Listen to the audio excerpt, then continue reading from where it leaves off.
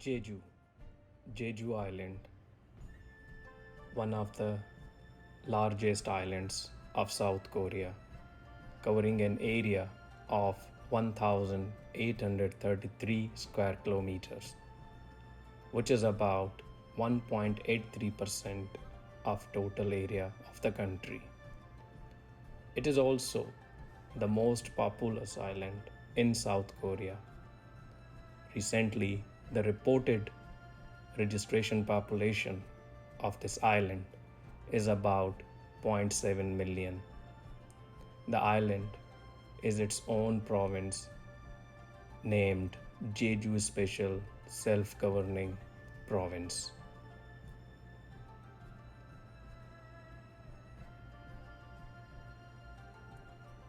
The island, which is full of natural beauty and a tourism attraction, destination for tourisms around the globe.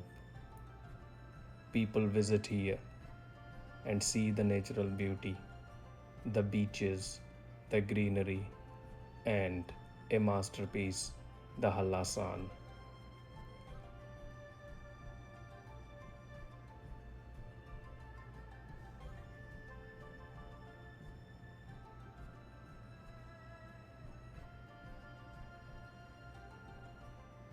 The city is well managed, wide roads, cleanliness, and implementation of traffic rules.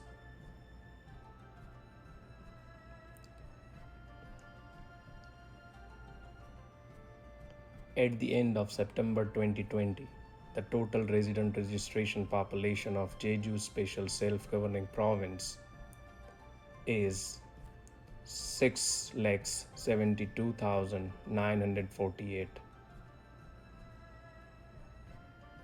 The island lies in the Korean Strait, south of the Korean Peninsula, and South Jeolla Province. Jeju Island has an oval shape of 73 km east-west and 31 km north-south, with a gentle slope around Mountain Hala, which is called Halasan, in the center. The island was formed by the eruption of an underwater volcano approximately 2 million years ago. It contains natural World Heritage Site, the Jeju Volcanic Island, and lava tubes. Jeju Island has temperate climate, which is moderate. Even in winter, the temperature rarely falls below 0 degrees centigrade. Jeju overall is a popular holiday destination, and a sizable portion of economy relies on tourism and related economy actively.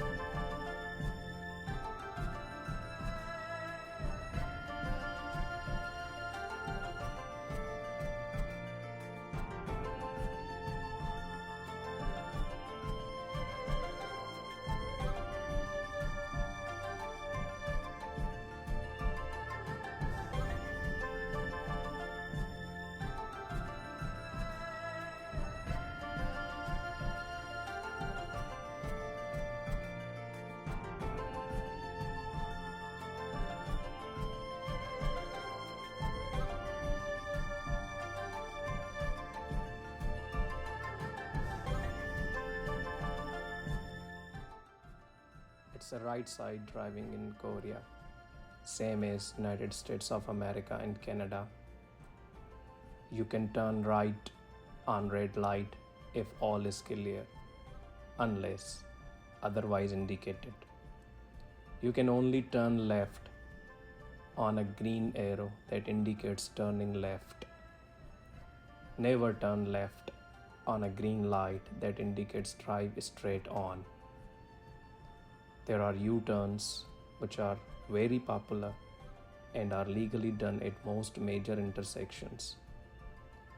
There is a hook-like arrow and a dashed line on the road, as well as a road sign in a red circle to indicate U-turns. If a U-turn is not allowed, the red circle sign will have a line through it. You should execute a U-turn on green arrow that indicates turning left as for the above.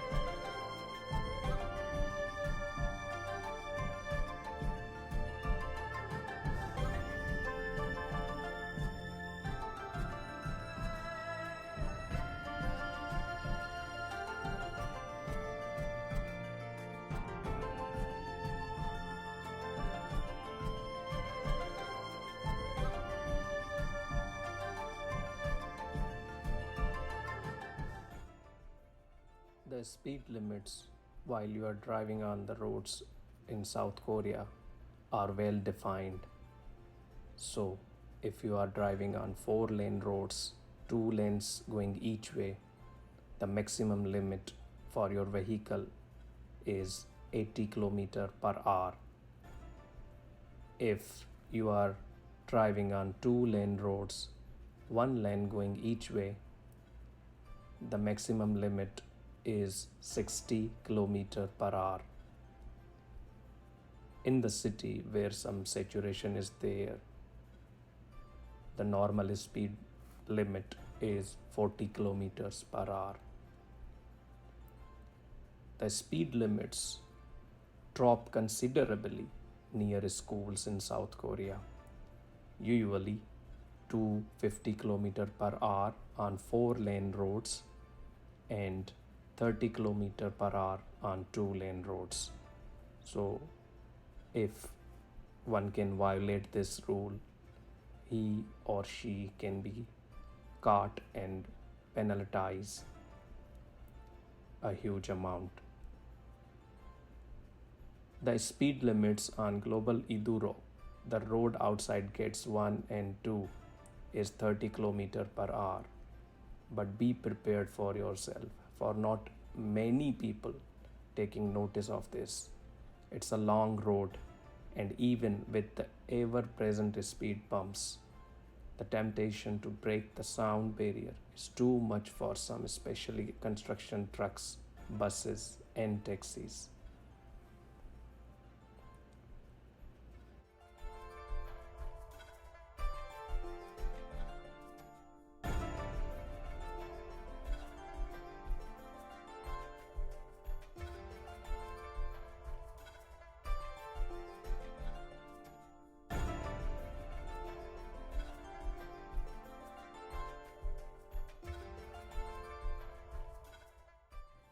Indicator lights of the car play a vital role while you are driving in South Korea.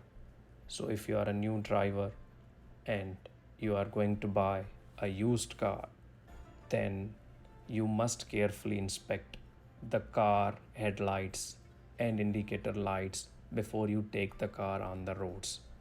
It is the only means of translation and communication between the drivers ahead of you and before you.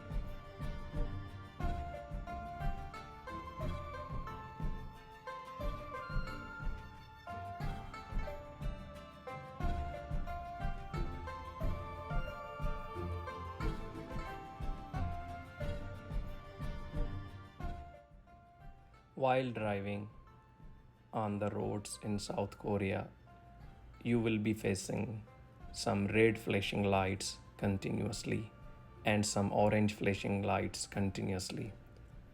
What does they actually mean? So if I talk about red flashing lights, they mean proceed with caution if all is clear. Stop and roll. On other side, if I talk about orange flashing lights, that means traffic light not working, expect anything. So we have to be very careful while the orange flashing lights are continuously blinking. So you have to see, observe straight, right, and your left before you take any direction. In Jeju city or Sugwipo, the lights tend to work as normal. Most big towns are not affected by the flashing lights syndrome. In the more rural areas, most traffic lights are mostly flashing orange lights. This means that the lights are not in proper working conditions. This leads to some intersecting driving and non-compliance of speed limits. So be aware of drivers either driving like they are training for the driving purposes.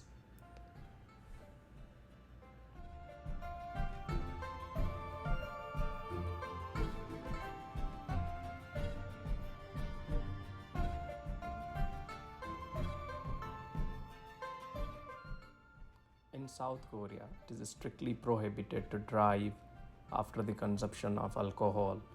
So, if someone is drunk and is driving, if he or she is caught by any officer or official, they could be penalized with a huge amount of penalty. And there are some parking violations, predefined rules for the parking. Only park where you are allowed to park. There are frequent fines sent out. Cameras are everywhere, on top of traffic lights, on top of buildings, or you can say everywhere. And even the CCTV system in South Korea comes in top 5 camera system CCTV systems in the world. Follow the rules and signposts while you are going to park your car. Do what the locals do if you are foreigner. If they park on one side of the road and not on the other, there is reason for that. And there are specific parking slots for disabled persons. You are not supposed to park even you find that slot empty. There are fines for parking violations. These fines will appear in your school mailbox as a different smallish yellow letter, almost exactly like a speeding fine notice. You get points on your license for this violation as well as for over speeding. And there will be a fine involved. The first begins at around 4,000 Korean won, more or less $40. If you amass too many points, your license can and will be suspended.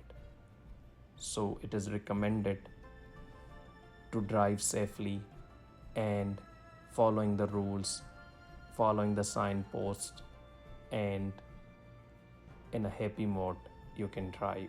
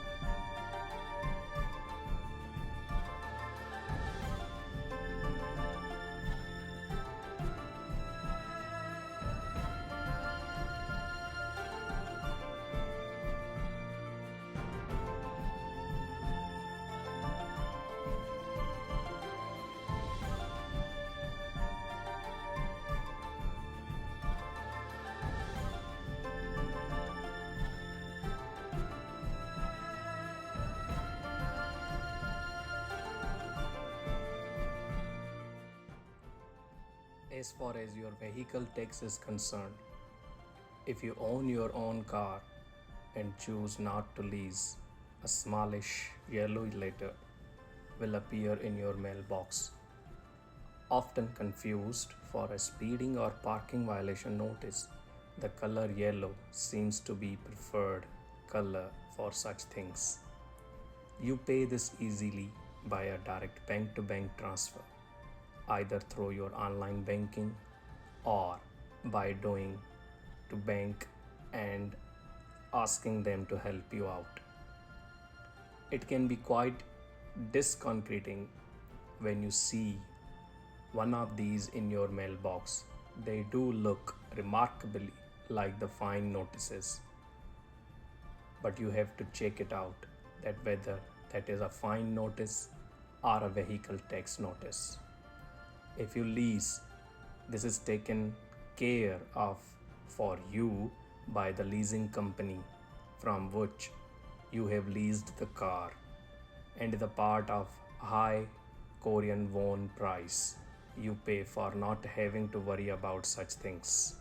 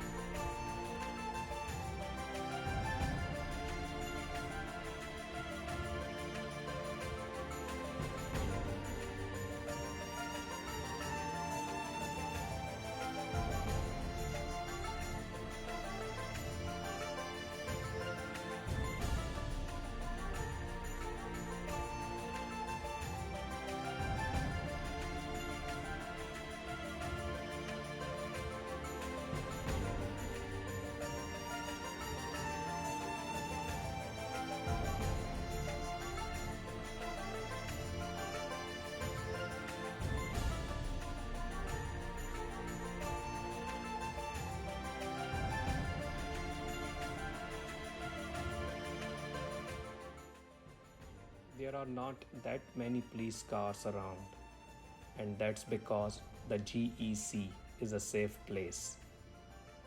There are a couple of police stations in the area, but you never see anybody going in and out of them. An interesting fact about police presence that police cars here are required to have their blue and red flashing lights on at all times so you can spot them from a distance. This means you can slow down before they get you for the speeding. Another thing about police car flashing lights, you may see police car flashing lights on highways. Sometimes these are just lights and not actual police cars. It is a speeding reducing a strategy that sometimes works.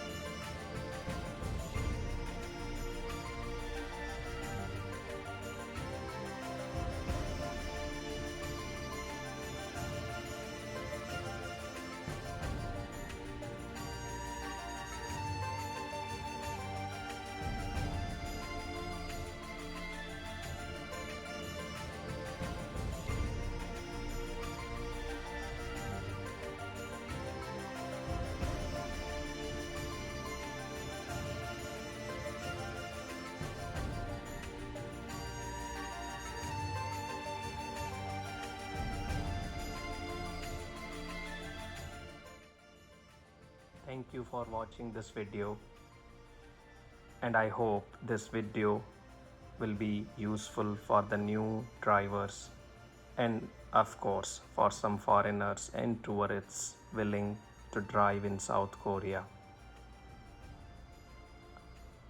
Do not forget to like, share and subscribe my channel. I will be uploading more videos on road trips in near future. Thank you very much and enjoy your driving and be safe.